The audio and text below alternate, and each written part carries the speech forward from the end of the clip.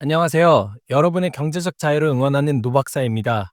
여러분, 전편 서울을 포함한 주요 수도권을 매수해야 하는 타이밍이 다가오고 있다고 말씀드렸었죠.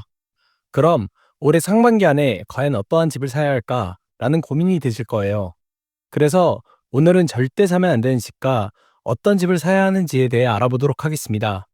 끝까지 시청하시면 여러분은 2025년 상반기 내에 어떤 지역에 내 집 마련을 해야 할지 또는 어느 지역이 투자 적정 지역인지에 대해 알 수 있게 될 겁니다. 그럼 바로 시작하겠습니다. 우리는 어떤 지역의 아파트를 사야 할까요? 우선적으로 제가 말씀드렸던 서울을 포함한 주요 수도권을 말씀드리겠습니다.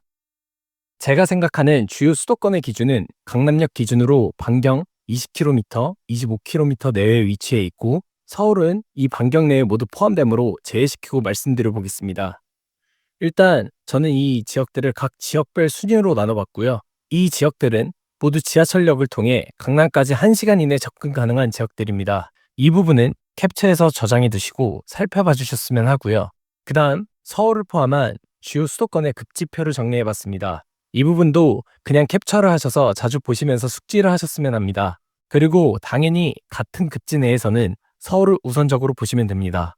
예를 들어 내가 지금 강서구와 광명시를 고민하고 있다 하면 강서구를 우선적으로 보시면 됩니다. 물론 내가 보고 있는 현재 두 곳의 아파트를 비교 평가는 꼭 해보셔야 하고요. 이 부분은 뒤에서 더 자세히 설명드리겠습니다. 그 다음 생활권 순위도 아셔야 하는데요. 하나의 구를 보시면 법정동이나 행정동을 경계로 동네가 나뉘게 됩니다. 뭐 A동도 있고 B동도 있고 이런 식으로요. 예를 들어서 영등포구를 기준으로 보시면 여의도도 있고 당산도 있고 물레도 있고 영등포동도 있고 신길 뉴타운도 있잖아요. 그럼 이 중에 어디가 가장 살기 좋냐에 대한 순위도 있어요. 예를 들어 1순위는 여의도, 2순위는 당산 이런 건데요. 급지와 생활권에 대한 이해도도 갖추셔야 돼요. 이건 제가 다음에 더 설명드리겠습니다. 그 다음으로 이러한 주요 수도권 대상으로 사야 할 아파트와 사지 말아야 할 아파트는 어떤 기준으로 봐야 할까요? 첫 번째는 200에서 300세대 이상 아파트를 보셔야 하고요. 이건 본인 기준에서 보수적으로 보고 싶으시면 300세대 이상을 보시면 됩니다. 두 번째는 주거 밀집 지역에 위치한 아파트, 세 번째는 고점 대비 마이너스 15% 이상 빠져있는 아파트입니다. 우선 세대수 기준을 알려드렸으니 두 번째 주거 밀집 지역에 위치한 아파트를 사야 하는 이유에 대해서 설명드리겠습니다. 여러분, 서울 더블역세권에 위치한 아파트 어떻게 생각하세요? 들어보시면 괜찮을 것 같지 않나요? 지금 바로 보여드리는 아파트는 1호선과 5호선이 매우 가까운 위치에 있는 270세대 아파트입니다. 급지 기준으로는 서울 상급지의 3순위 생활권에 들어가는 아파트이고요. 근데 이런 아파트는 흔히 말하는 나홀로 아파트로 사시면 절대 안 됩니다. 기본적으로 주거밀집 지역에 속하지 않기 때문이고 주거밀집 지역이 아니라는 것은 유동인구가 적을 수밖에 없고 그러면 상권이나 학원 병원 같은 편의시설이 적을 수밖에 없고요. 그렇게 되면 이 아파트에 대한 수요가 떨어져서 가치가 상대적으로 떨어집니다. 그럼 한번 주거밀집 지역과 비교를 해볼까요? 지금 보시는 빨간색 B단지는 A단지와 같은 생활권에 위치해 있는 대단지 아파트입니다. 연식으로는 큰 차이가 없고요. 대신 하나의 주거 밀집 지역으로 생활권을 이루고 있습니다. 이 둘의 차이는 가격적으로도 확인을 해보실 수 있는데요. A단지는 2017년 기준 4.9억, 2021년 기준 7.6억으로 수익률은 55.1%입니다. 나쁘진 않죠? B단지는 2017년 기준 5.3억으로 이때 당시에는 둘의 단지 가격 차이가 4천만 원밖에 나지 않았습니다. 근데 2021년 기준 B단지의 가격은 12.5억 원으로 가격 차이가 4억 9천만 원이 나게 됩니다. 그리고 B단지의 수익률은 136%에 육박하고요. 즉, 유동인구가 많으면 편의시설이 많아지게 되고 수요가 높아져 가치가 더 많이 올라간다는 뜻입니다. 그럼 누군가 이건 단순히 세대수 차이 때문에 그런 거 아닙니까? 라고 하실 수 있어요. 이해합니다. 당연히 그 부분을 무시하진 못해요. 그럼에도 세대수가 200에서 300세대이더라도 생활 밀집 지역에 속하면 세대수라는 것 자체는 최소 수준만 충족시켜도 됩니다. 같은 급지 아파트를 예를 들어 설명드리겠습니다. 지금 보시는 아파트는 260세대 아파트인데 이 주변이 다 아파트이고 이 빨간 원안에만 속하는 세대수가 4,000세대 이상입니다. 물론 이 지역이 같은 급지이지만 앞서 봤던 대단지는 3순위 생활권, 여긴 2순위 생활권이긴 해요. 즉, 지금 보여드리는 단지가 상대적으로는 살기 더 좋다는 거죠. 여튼 바로 주거밀집 지역에만 있어도 세대수는 최소 기준만 충족해도 된다는 부분을 입증시켜 드리겠습니다. 이건 ABC 3개 단지의 가격 차트고요. 이미 AB 단지 수익률을 봤으니 C 단지 수익률을 한번 확인해 보겠습니다. C 단지는 2017년 기준 6.8억 원이었고 2021년 기준 16억으로 수익률이 135%입니다. 보시면 대단지인 B 단지와도 수익률 면에서 거의 동일한 성과를 냈고요. 즉, 주거 밀집 지역에 위치해 있다면 최소 세대수만 충족해도 괜찮다라는 점을 볼 수 있고요. 그 다음으로 제가 고점 대비 마이너스 15% 이상 빠진 단지를 사라고 말씀드렸는데요. 사실 서울 상급지, 즉 1, 2급지 기준으로는 전고점을 뚫었거나 10% 이상 빠진 단지가 많진 않아요. 근데 굳이 현재 기준으로 상급지를 고집하실 필요가 전혀 없습니다. 누군가는 그래도 상급지 투자가 안전하지 않을까 하시는 분들이 있을 거예요. 근데 그럼에도 제가 15% 이상 빠진 단지를 사라고 말씀드리는 이유가 있습니다. 지금 보시는 차트는 영등포 A단지와 잠실 B단지 실거래 가격 차트입니다. 두 곳 모두 해당 지역의 랜드마크 아파트이고요. 저변 영상에서도 2014년까지 하락장이었다고 말씀드렸었는데요. 한번 2013년 6월 기준의 가격을 한번 볼까요? 영등포 A단지는 5억 원 수준, 잠실 B단지는 9억 원 수준입니다.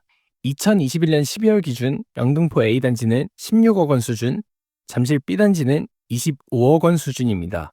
수익률 기준으로 보면 잠실 B단지 178%, 영등포 A단지는 221%입니다. 어떠세요? 놀랍지 않으신가요? 분명 잠실이 더 좋은 곳인데 영등포보다 수익률이 낮으니까요. 근데 이건 사실 당시 잠실 B단지는 2013년 1월 최저점을 기준으로 가격이 회복하기 시작했고 영등포 A단지는 2013년 6월 최저점을 기준으로 가격이 회복했거든요.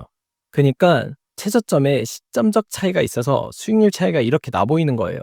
제가 이걸 보여드린 건 하락장에서는 잠실 같은 상급지는 하급지보다 상대적으로 가격 회복이 훨씬 빠르기 때문에 굳이 현재 하락장에서 가격이 전고점을 회복했거나 뚫어버린 단지를 사지 마시고 급지가 상대적으로 떨어지더라도 가격 회복이 덜 된 아파트 투자가 수익률적인 측면에서 더 안전하다고 말씀드리는 거예요. 그 다음으로 여러분이 가장 고민을 많이 하시는 게 구축과 신축 중 어디를 사야 할까를 가장 고민을 많이 하실 것 같아요. 근데 보통 이 고민을 하시는 분들은 대부분 같은 예산 내에서 상급지 구축을 사냐, 하급지 신축을 사냐를 고민을 많이 하실 거예요. 보통 저 둘의 가격이 비슷하니까요. 이건 사실 생활권 순위만 같다면 본인의 효용성을 생각해 보세요. 내가 좀 더 힘들더라도 향후 투자 가치를 위해서 구축해서 살겠다라고 하실 수도 있고요. 나는 내 가족들과 함께 좀 더 안락한 곳에서 살고 싶다라고 하시면 신축을 사시면 돼요. 근데 요즘 얼죽신이라는 말이 많아서 무조건 신축 사야 한다는 강박에 빠지시는 분들이 많아요. 근데 절대 그런 말에 빠지시면 안 돼요. 구축 사면 안 오르는 거 아니야? 라고 생각하시는 분이 많아요. 근데 절대 그렇지 않고요. 이걸 바로 두 개의 아파트 가격을 통해서 확인해 보겠습니다. 빨간색은 상급지 2000세대 구축이고 파란색은 4급지 2000세대 신축입니다. 둘의 가격은 각각 최고 15억, 15.5억을 기록했고요. 보시는 바와 같이 큰 차이가 없습니다. 그럼에도 저 개인적으로는 상급지 구축 아파트를 선호합니다. 왜냐면 아파트의 연식이라는 건 결국 지나가게 되어 있고 남는 건 아파트의 가치가 아니라 땅의 가치만 남게 되거든요. 그래서 급지가 중요한 겁니다. 마지막으로 아파트 매수하실 때 주의해야 할 점을 말씀드리겠습니다. 첫 번째, 감당 가능한 범위의 가격으로 집을 사셔야 합니다. 저는 연봉 기준이 아니라 월급 기준으로 대출 원리금 최대 40%까지만 권장드립니다. 그 이상은 절대 안 돼요. 솔직히 저는 30% 정도가 가장 마음이 편할 것 같고요. 두 번째는 충분히 조사하고 직접 다녀오고 내가 본 단지들을 비교 평가 후에 매수하셔야 되고요. 세 번째는 절대로 하락거래의 1인이 되지 않기입니다. 저번에 이미 말씀드린 사례지만 다시 강조드리겠습니다. 지금 보시는 아파트는 서울 2급지에 해당하는 상급지 아파트고요. 보시면 누군가는 19억에 사서 14억에 팔아서 5억 손해를 받고 누군가는 14억에 사서 6개월 만에 4억 가까이 벌었습니다. 그리고 이 14억 거래는 저층제의 단 한 건이었습니다. 여러분도 절대 이렇게 하락 거래의 1인이 되시면 안 됩니다. 그래서 제가 무리해서 사지 말라고 말씀드린 거고요. 여러분, 오늘은 주요 수도권 내에 어떤 아파트를 사야 하는지 알아봤고요. 집을 산다는 게 인생이 중요한 결정인 만큼 좀 더 자세히 살펴봐야겠죠? 그래서 다음 영상에서는 내가 사고 싶어하는 지역을 분석하고 그리고 여러분이 헷갈리실 수 있는 급지와 생활권 구분 방법과 마지막으로는 내가 선정한 단지들을 비교 평가하고 결정할 수 있는 방법을 다룰 예정입니다. 오늘의 내용에 이어 다음 내용이 궁금하다면 구독과 좋아요를 눌러주세요. 여러분의 경제적 자유를 응원합니다. 지금까지 노박사였습니다. 감사합니다.